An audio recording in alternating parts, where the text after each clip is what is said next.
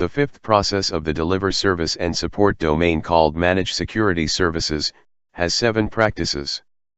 The fifth practice is to manage physical access to the IT assets.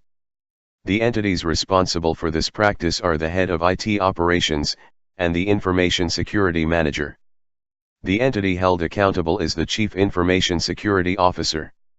The practice receives no inputs, but generates 2 outputs, which are the approved access requests to be used internally, and the access logs to be used by the DSS06 process. The activities involved in this practice include managing the access requests to the IT facilities by the appropriate entities. Access to facilities should be granted based on the job responsibilities, and access profiles should be maintained. All entries to IT sites should be logged, and visitors should be registered and accompanied at all times while on site. Personnel should show identification, and identity cards should be issued with authorization.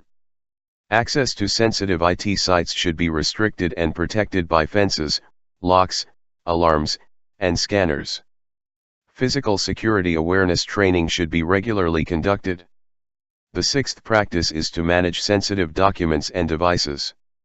The entity responsible is the head of IT operations, and the entity that is held accountable is the Chief Information Officer.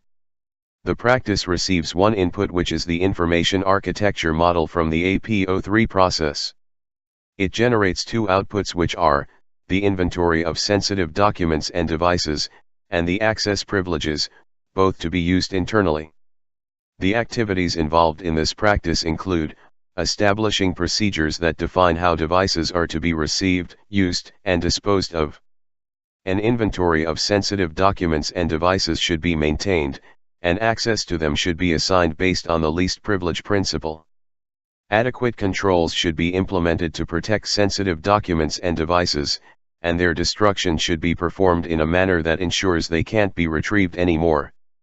The 7th and last practice is to monitor the infrastructure for security events. The entities responsible are the head of IT operations and the Information Security Manager. The entity held accountable is the Chief Information Security Officer. The practice receives no inputs.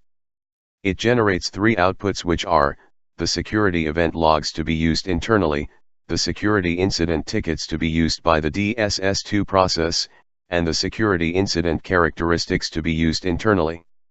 The activities involved in this practice include logging security-related events using security monitoring tools. The classes of the incidents should be defined and communicated, so they can be easily recognized. The event logs should be regularly reviewed for potential incidents. Security incidents should be created within a timely manner, and procedures for evidence collection should be defined. Other sources that provide further insights into this process include the ISO 27002 standard, the NIST SP 853 standard, and the ITIL framework.